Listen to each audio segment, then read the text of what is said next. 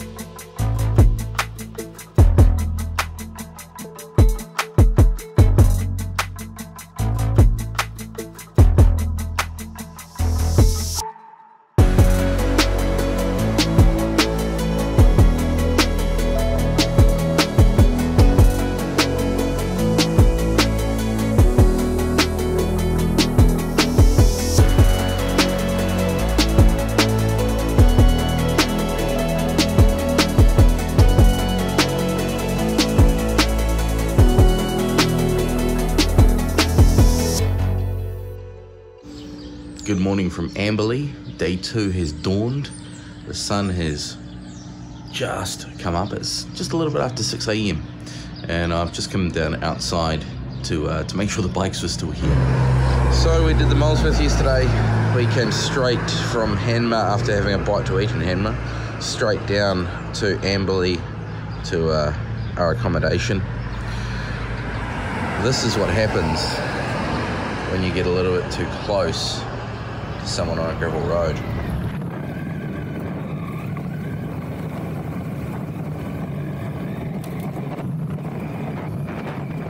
I didn't do it on purpose, but I roosted Todd on the Tiger. He was trying to get a bit close to get some good video footage. But we definitely did some adventure. Bikes definitely looking like they've seen some action. Both bikes running Mitas E07 pluses on the rear. Todd's seen a lot more Ks. Mine seen a lot more wheel spins. I just couldn't control that throttle yesterday. I was having too much fun just lighting the rear up and sliding out of corners.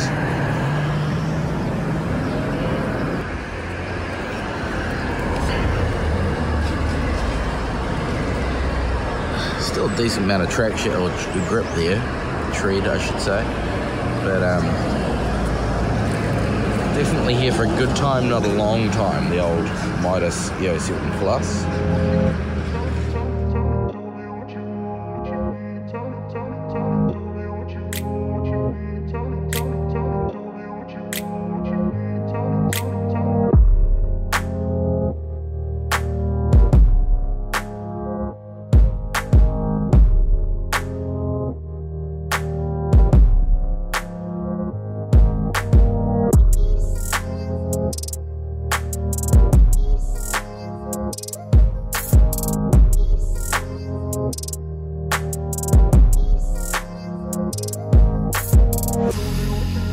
Right, good morning from Covenant? Yes. Covenant.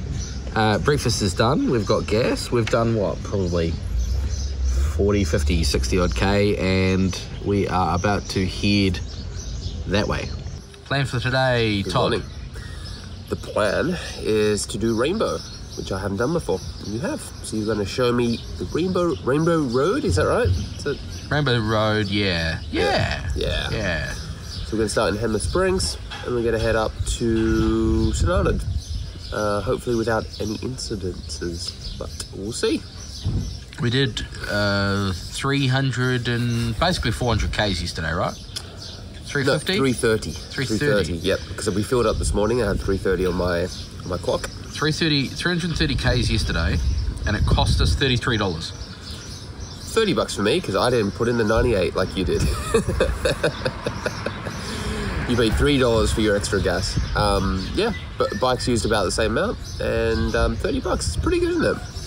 Good day for that. Cardo Pack Talk Edge has not had a single issue so far. No, and I rode this morning here with my earplugs on, which with the Pack Talk Bold I had tried and it didn't work out. It was just, I think the audio quality of the Edge is just that a little bit better, where I got earplugs in, blocks out the wind noise, and I could hear you fine. So You get a bit extra volume with the Edge, don't you? Bit of extra volume, but that clarity I think really matters. I think with the Bold, what it's blocking out is the radio waves that are just at the wrong frequency for someone's voice. So it's not as good. But Edge is good, so happy with that. Coffee. Should we get on the road? Yeah, let's do it.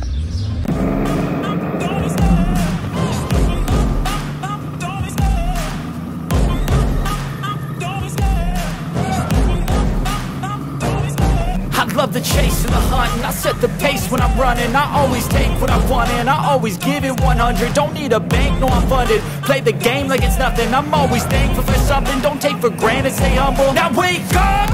It's time to look at the enemy. Look in the mirror if he is no friend to me. It's not working out, maybe it's the chemistry. It's time to break up,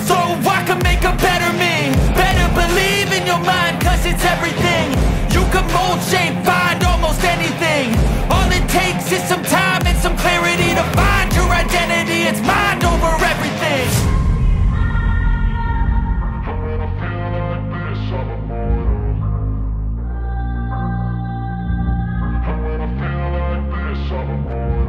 And when I feel like this, I'm immortal.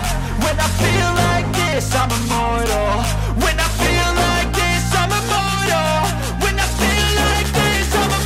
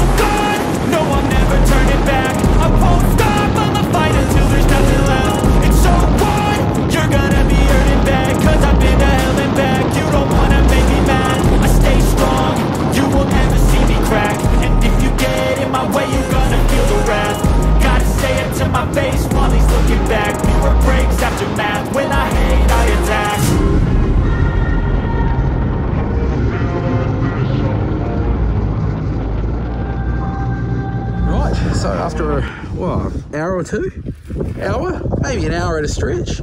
We made it to Lake Tennyson. Bikes are going fantastically. Todd's eating all the dust. Yes, I am. You're enjoying the dust. Sorry? You're enjoying the dust. I'm enjoying the dust. It's the favourite part of the journey. Look at my bike, it's clean. Filth. Lucky you're going to wash it. Filth. So coming over was a Jack's Pass. There was a bit of moisture in the air, so we probably sucked up quite a bit of dirt in the air, which turned to mud. But welcome to Lake Tennyson. It's very moody and very cool. It's always cold here. I've never been here when it's hot. I don't know if you can see on video, but this water is so clean and clear.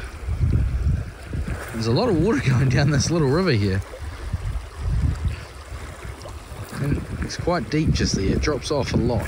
There's wheel tracks from this beach across, but in there it gets quite deep. It just drops off something chronic. So I was actually thinking about going across and getting some photos over there, but not today. There's a lot of water, it's running pretty briskly,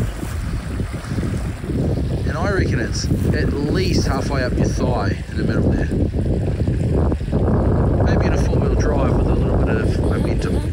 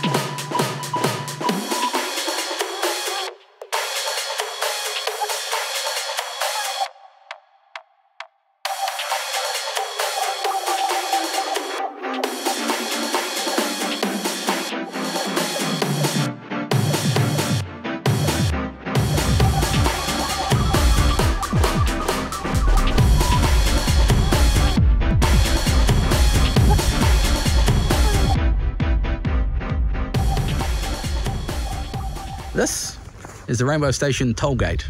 Costs $30 per motorcycle to come through here, and it's a lovely spot, a little bit further up the road from where we were. But we're just told, and this is the way we're going, the next 10 Ks are worse than the last 30 Ks. Todd? Yes. The river crossing. Yeah. It's not very deep. No. But the next 10 Ks is worse than the last 30 Ks. I'm excited. Cue dramatic music. Cue.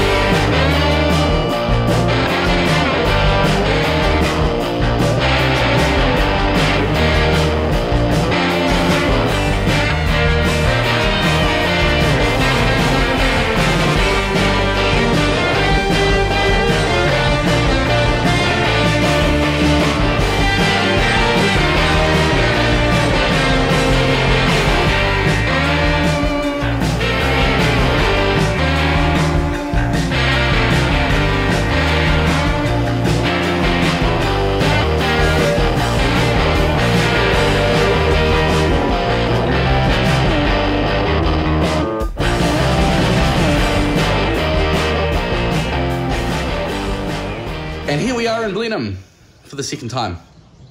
Weren't we just here like 10 hours ago? No, 1 day ago. 24 hours ago. Yes. Welcome to Blenheim. Welcome to our accommodation. Todd picked this accommodation. It's an Airbnb and it's actually really flash. Would you believe that this is a couple of shipping containers put together? How's that for a ride? Down the Molesworth, Good stay ride. the night in Amberley, back up the Rainbow, Yep. and St. Arnaud, a little stopover. you can't go anywhere near St. Arnaud without stopping at St. Arnaud, right? We stopped, we took a photo, Insert photo now. That's a cool photo. and we had some Pringles, and we left. So there we go. That's pretty much our Molesworth and Rainbow adventure done. We're back in Blenheim. We were here 24 hours ago, down Molesworth, stayed in Amberley, back up Rainbow. Molesworth is what it is. Like, it's a big, long, easy gravel road. I think the hardest part about Molesworth is the fact that it's long. But highlight? The bulls? That's probably the hardest thing in the Molesworth ride is dodging the animals and having so many gates. Yeah, we had one particular gate where there were like 6 very large bulls. They were too hot to be motivated to do anything to us. They were standing in the way of the gate. They didn't really want to get to the other side of the gate, but they were okay. We just kind of moved them along. They didn't really want to, but they did. They moved out of the way. That big boy took about 5 steps off the track and was like, all right, that's all you're getting. That's it. And there was another one that's huge, and he was just sitting there panting. He was just too hot. So they were all right, but no scary animals. Big rabbits. Saw some massive rabbits. Oh, yeah, some were rabbits. And the cows, the baby cows that you just don't know whether they're going to run across in front of you, towards you, away from you. Yeah. So I think that's one thing. If you're going to go and do the Molesworth, just take it easy around those animals. Yeah. We did Jolly's Pass from the end of Molesworth into Hanmer. Mm-hmm. I remember that being a lot more difficult than it was. Easy, really easy. It feels... I wouldn't say it was a 1 on the scale of 1 to 5. No.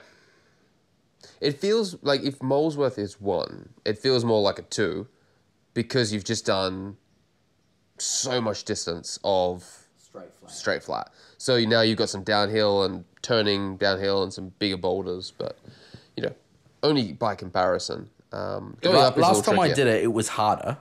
Yeah. It was a lot more fist-sized rocks, loose on the road, kind of just gingerly taking your way down there. But we did it this time. I did it in third gear. No need for any throttle, just bob, bob, bob, bob, bob down the hill.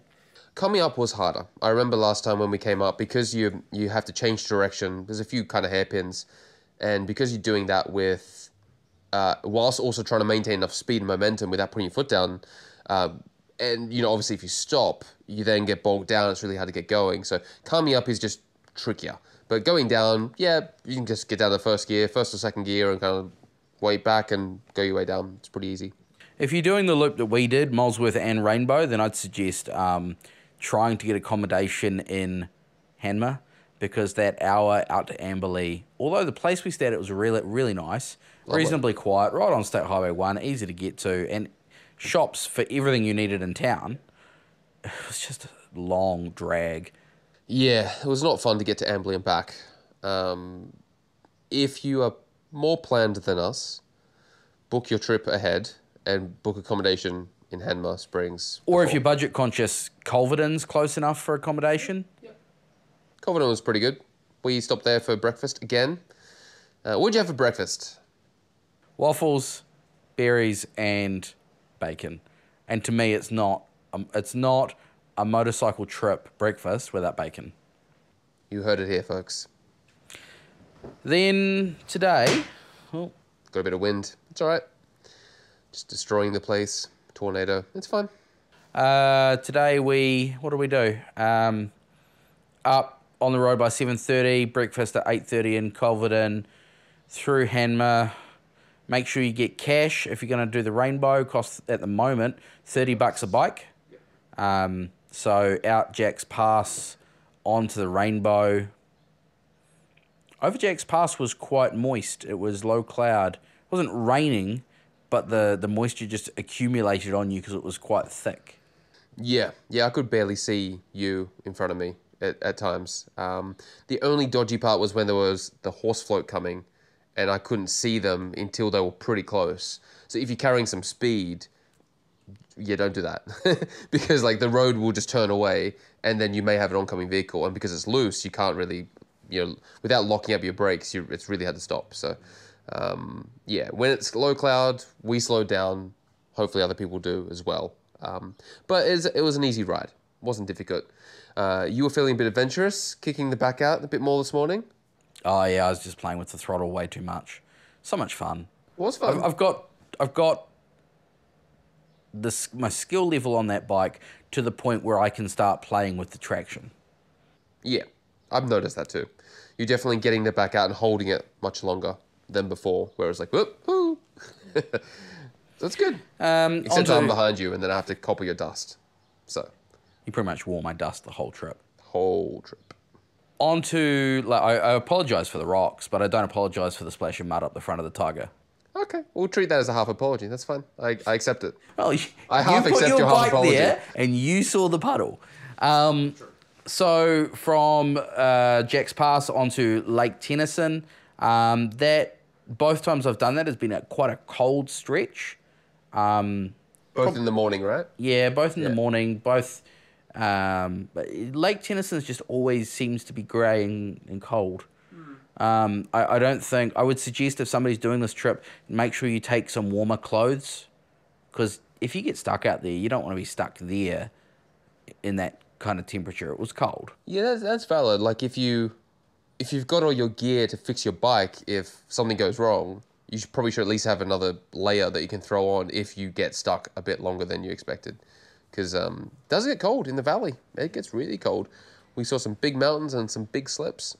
Just after Lake Tennyson, you kind of go up and over a pass, and you go from one valley into the next. And the next, as soon as we got over that, it warmed up. The sun came out. There was less cloud cover, and yeah, things got fun. If you were to compare the ground surface of Molesworth to Rainbow, you think it would be fair to say Molesworth is more dusty and fine and hard packed, where Rainbow, it's less it's less flat. There's more rocks in the trail. It's more, not a whole lot, but a lot more picking your line, avoiding the potholes in the rocks. Yeah, that's right. I would say that Molesworth is more commonly driven on, and therefore it's well graded. And because it's graded, there's more finer rocks and it's dustier. And it seems to be way drier and hotter in that valley than the other side, where Rainbow looks less driven on, not as well manicured, so you got more natural, just general road rocks. But then also you have this characteristic that you're much lower. So with Molesworth, you're quite high because the river's down low, and then the road's kind of built up around, and you're going, there's a lot of elevation changes.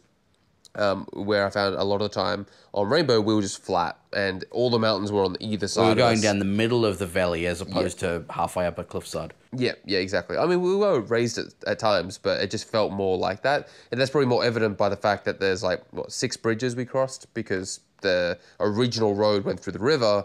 It would have been fine for us now, but, go to a peak season where there's been a lot of water, it would have been quite challenging to get through those rivers. So the bridges made it easier for us. I don't think we had any river crossings or dry fords on the Molesworth yesterday, but today on the Rainbow, there were quite a number of bridges, quite a number of dry fords, a few wet fords which were slippery, and probably only 1 or 2 actual river crossings with no alternate way around.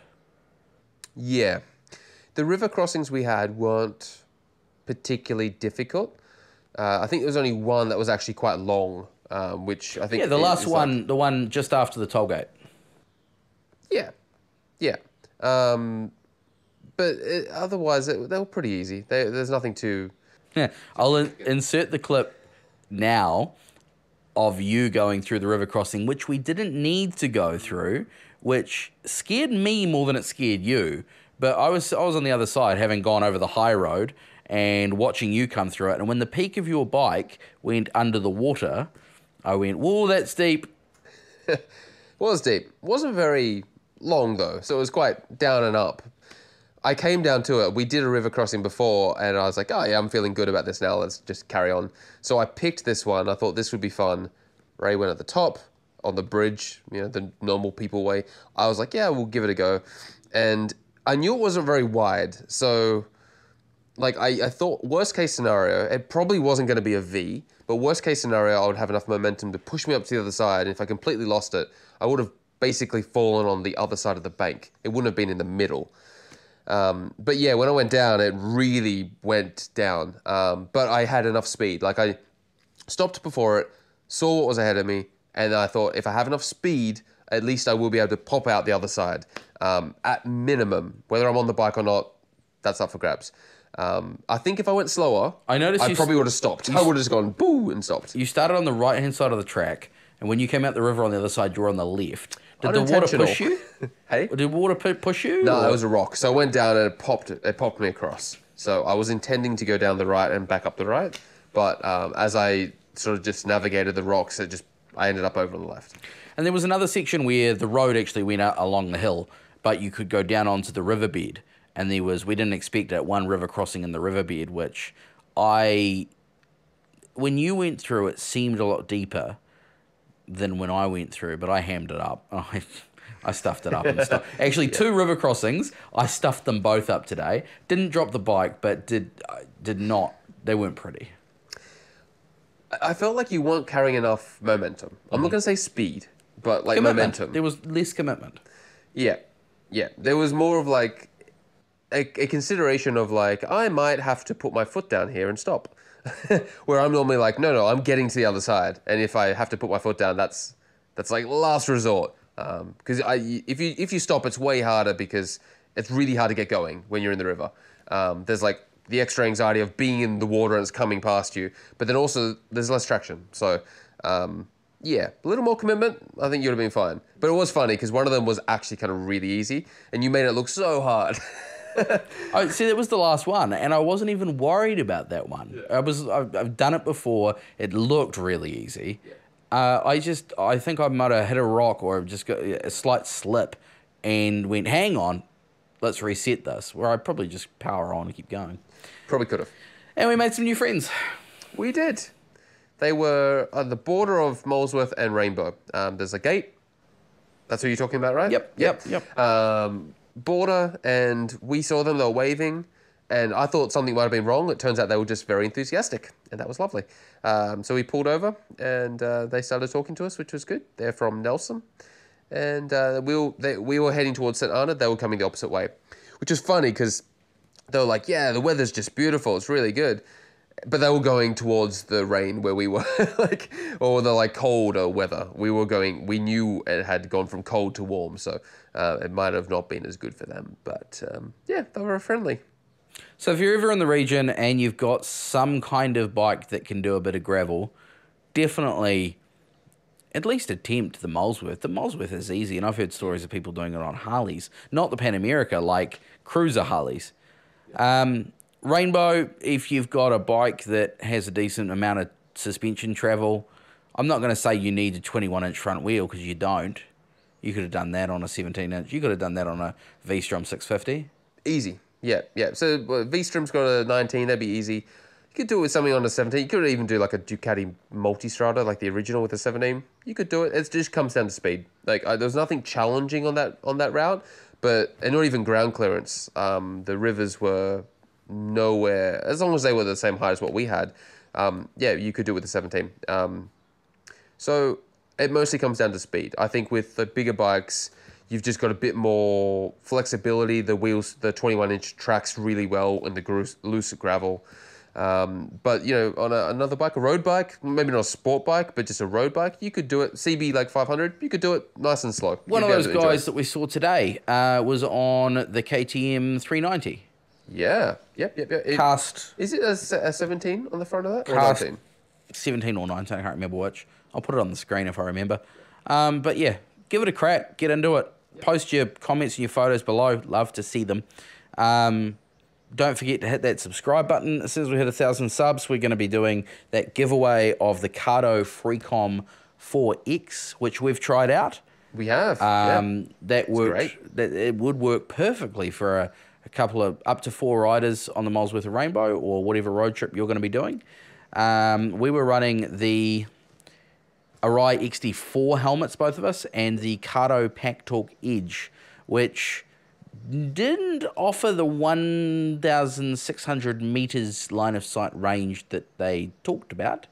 There was a couple of spaces there where we were not even 100 meters apart, and it was breaking up.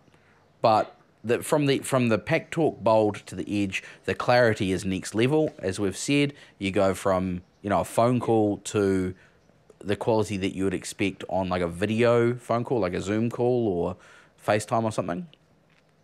I was listening to music both days, the whole time, and it was on my, playing off Spotify. I downloaded a playlist. Todd would talk, and music level would dip, and I could hear him clearly, and then it would come back up. It was really good. I enjoyed it, and it probably kept my mojo, because I like a bit of music when I ride. You do. I find it sometimes it eggs me on a bit too much, but I did have some music on the way back. That was nice. I had my earplugs in on the way back. Actually, for the whole ride today, I should say. I was getting a lot of wind noise with a lot of the 100-kilometer-an-hour highway that we're doing. I was a bit sick of that, so I put my earplugs in, the ones I normally have when I'm on the racetrack, and the sound from the Pack Talk Edge was fantastic. I could hear everything Ray said. In previous times, I've blocked out the road noise, but then everything has been blocked out. I couldn't hear what he was saying. So this was a really good surprise. So I feel less tired now than yesterday, because I don't have that constant wind noise that normally goes through my helmet. Cardo did great. We were both running Kriega Luggage, Kriega US20, as a tail bag with our clothes and other stuff.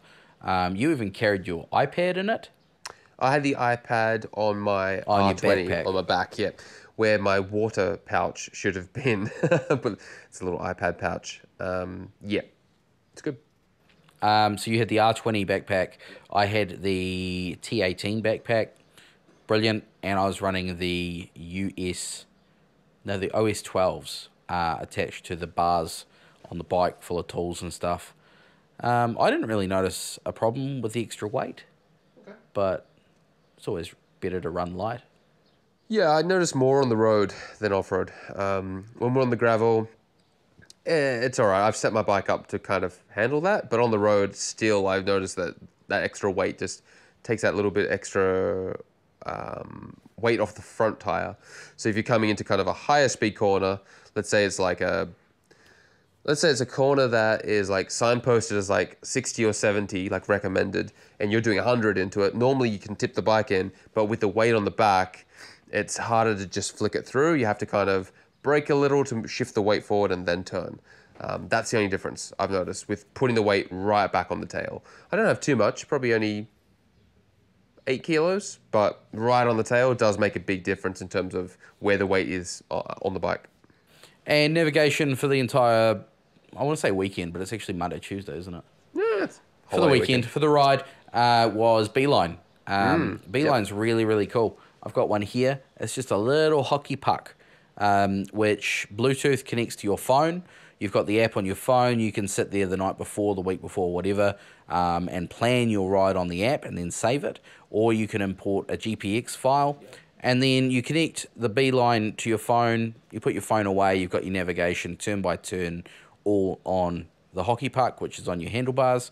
A really cool little device, and we didn't get lost. We didn't get lost. My favorite part of the Beeline is I had mine before you had yours. This is actually yours. Oh, there you go. Gave him that one. Because a lot of other people make tracks. So let's say like we made a track to do Molesworth and then Rainbow. We can make that available as like a GPX file, and then all you have to do is download it, and you've got the exact track that someone else has done the work on mapping out for you, and you just follow the thing. It's like turn left here, turn right here. It doesn't tell you much, but it only tells you exactly what you need to do, which is turn left, turn right, and you follow it, and you can trust that you are on the route. And if you really are worried, you can pull out your phone and you can see the exact map of where you're going. But in terms of rider information, it's really good to not suck up all your attention. It just tells you what you need to do next. Battery life on these little devices is outstanding. I mean, they're not really doing a lot, are they? But we've used this 2 solid days now, and the device itself still has 83% battery, which is incredible. Pretty good. You do, while your phone is connected to it, your phone will use more battery because your phone's actually communicating and storing a lot of the information that comes back. So if you have like a Quadlock, like you have, Quadlock wireless charging head I've got mounted on the T7, or you can get away with like a battery bank in your bag. Personally, I just had my phone on low data mode in my pocket, and it just used more. And then when we get to the accommodation, I just plug it in. But I also know that in my tool bag, I've got the adapter to plug into my bike and a cable. So like if I was out, if you're doing a camping trip, for example, charge it during the day on your bike, or take a battery bank and charge it at night. Exactly. I don't like having lots of cables and stuff, so I try to just go, and if my phone runs out, I will plug it in as I need to. I know I should have enough to get back to the accommodation, but if something goes wrong, I have everything I need to charge it where I am. So I prefer less cables and just deal with plan B. That's why I put the Quadlock wireless charging head on the bike, because I have the Quadlock on the bike anyway, so it may as well be charging. 100%. And yeah, I could put it on a standard mount on the bike and run a cable, but wireless charging head, done and dusted. Yep. And it's got the smart auxiliary power adapter as well, which connects directly to the battery, run the cable up to the charging head, and it measures your battery. So when your battery goes below 13 volts or 12.5 volts, it stops charging when you turn your bike off, for example. But when you're riding, as soon as you fire the bike up, the what is it, magneto, the alternator is charging on the bike. The bike's power system is above 13 volts, and it starts putting fast charge to the phone. Yeah. So when I started this morning, I was down at 40%, put the phone on the Quadlock, and by the time we got to breakfast, I was at 90%, and that was less than an hour. Yeah, that's great.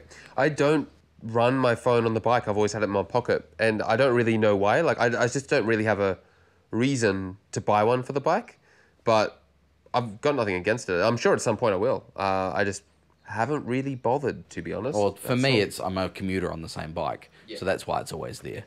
Or actually, also, I don't run a case on my phone. Like, I run my phone, no case. So I would have to, like, get a case and put it in the case to put it on the bike. You just have the case on all the time, right? So then you clip it on.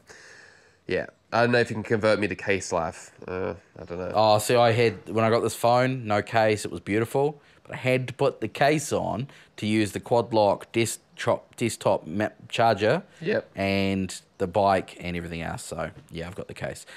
Beeline is available. Oh, Beeline and Quadlock are all available from motogear.nz. They're the New Zealand distributor for those. Actually, when you got your Beelines, there was no New Zealand distributor. Nope. But there is now. Beeline, they're great. And you can even get a Triumph branded one if you're a Triumph fanboy. That could be me, but I got them before they came out with the branded one. Would I get the branded one? I don't know. It feels like then if I couldn't change my bike, I like to have the option of changing my bike without changing all my gear. That's why I don't buy like Triumph branded gear, because like you're gonna look like an idiot if you change your Triumph for a T7 and then you've got Triumph gear and then you go sell your gear just because you're gonna look like an idiot. Nah. I'll go with neutral, thanks. I'm not gonna get branded stuff. Anyway, that's our trip. Thank you so much for watching. Really appreciate it. Hit that like button, hit that subscribe button, share it with a riding buddy of yours. Got any questions, chuck them in the comments below, and we will answer them. Well, I will. He probably won't. He's useless like that. Shout-outs. G'day, Tiger Hesso. Hey, Dad, as well, because I know both our dads watch this channel. They do watch this, yep. Yep. Thanks. We're going home tomorrow. Might go home via... Port Underwood? Yeah. But otherwise, we're done. 3 o'clock and I need a beer. He needs a beer. Hooroo. Bye.